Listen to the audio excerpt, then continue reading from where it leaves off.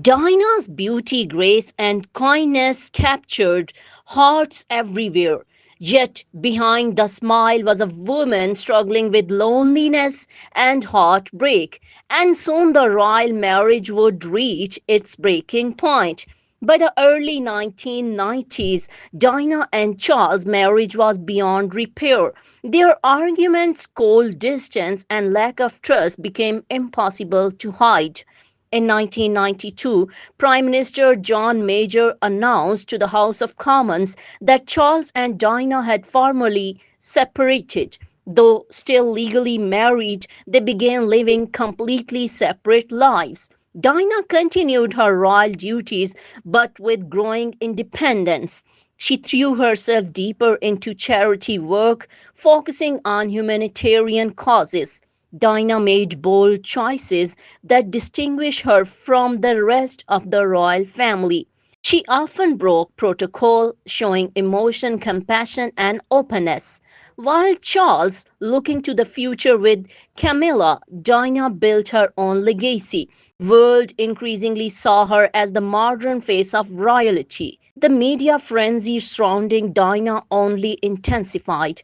Paparazzi followed her day and night, desperate for photos. Newspapers splashed her personal struggles across headlines. In 1995, Dinah agreed to now famous BBC Panorama interview with journalist Martin Bashir. In the interview, she spoke candidly about her failing marriage. It was during this interview that she uttered the famous line, "There were three of us in this marriage, so it was bit crowded." She also admitted to her own struggles with bulimia and depression. Her honesty shocked the royal establishment but made the public love her even more. The interview is still considered one of the most explosive moments in royal history. Shortly after, Queen Elizabeth II wrote to Charles and Diana urging them to divorce. Divorce was finalized on August 28, 1996. Diana lost the title Her Royal Highness but retained the title Princess of Wales. She won the right to continue being a mother to William and Harry. After the divorce, Diana was free to chart her own course. She dedicated herself entirely to humanitarian causes. She became a global advocate against landmines, famously walking through minefields to raise awareness. Her involvement with the international campaign to ban landmines helped bring worldwide attention to the issue. Diana also continued her work with AIDS patients, the homeless, and the sick.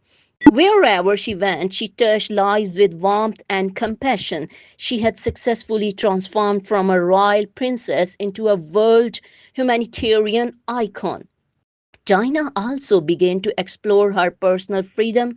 She was no longer bound by strict royal rules and expectations. She traveled the world, vacationed with friends, and enjoyed new experiences. She was photographed on yacht beaches and resorts, always glamorous yet approachable. Dinah's fashion choices also became legendary during this time. Her outfits made headlines and she became a global style icon. From the revenge dress to elegant gowns, she expressed her independence through fashion. The press, however, remained relentless. Dinah was hounded constantly by photographers, often putting her safety at risk. Still, she tried to live as normal as life as possible for William and Harry's sake.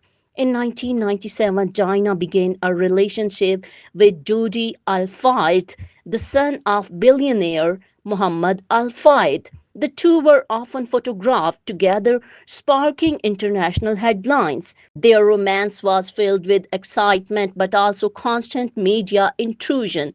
Despite the attention, Dinah appeared happy and at peace for the first time in years. Dinah spent time with Dodi on the French Riviera and in Saint Tropez. Couple appeared deeply in love, enjoying their private moments despite the cameras. Many believe Dinah was finally beginning a new chapter of happiness. She was only 36 years old, full of life and energy, with so much still ahead of her. But tragically, destiny had a different plan. The summer of 1997 would become the last chapter of her extraordinary life. In the summer of 1997, Dinah was enjoying a new chapter of her life. She was in a blossoming relationship with Dodi Al-Fayed, heir to the Harrods empire. Together they vacationed on yachts and traveled across Europe. The couple was endlessly followed by the paparazzi, but they tried to focus on each other. Dinah appeared radiant, glowing with happiness in the photographs. For the first time in years, she looked free from the burdens of royal life. The public began to speculate about their future. Rumors swirled of a possible engagement between Dinah and Dodi. Whether true or not, the media obsession grew more intense. Paparazzi waited outside hotels, beaches, and airports for a glimpse of her. In late August, Dinah and Dodi traveled to Paris. They stayed at the Ritz Hotel owned by Dodi's father, Muhammad Al Fayed. On the evening of August 30, 1997, the couple had dinner at the Ritz. Waiting outside were only 30 photographers, eager to capture their every move. To avoid the press, a plan was made to use a decoy car. But Dinah and Jody slipped out the back entrance and entered a black Mercedes. Driving the car was Henry Paul, the Ritz deputy head of security. Also with them was Trevor Rees John, Dodi's bodyguard. Their destination was Dodi's Paris apartment near the Champs Elysees. But tragically, they would never make it there. The Mercedes sped away, chased by the swarm of paparazzi on motorcycles. Witnesses later said the photographers were relentless, flashing cameras blindingly. Henry Paul drove at extremely high speed, reportedly over 120 miles per hour.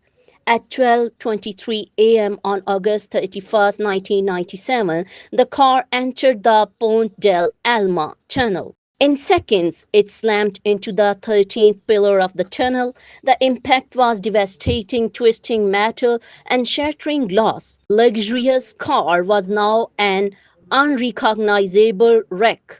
Jody Alfayed and Henry Paul died instantly. Bodyguard Trevor Rees Jones survived but suffered critical injuries. Dinah was still alive but gravely injured. First responders arrived quickly at the scene. Among them was firefighter Xavier, who heard Dinah whisper her last words. My God, what has happened? She was pulled from the wreckage conscious but bleeding internally. Paramedics worked tirelessly to stabilize her on the way to the hospital. At Petit Salpêtrière Hospital, doctors fought for hours to save her life. Surgeons performed cardiac massage and used electric shocks to restart her heart, but the internal bleeding was too severe. At 4 a.m., Princess Diana was pronounced dead. She was only 36 years old. News of her death spread across the globe within minutes. People everywhere were stunned and devastated. In London, crowds gathered outside Buckingham Palace. Mourners left flowers, letters, and candles in overwhelming numbers. Diana, known as the People's Princess, was gone far too soon.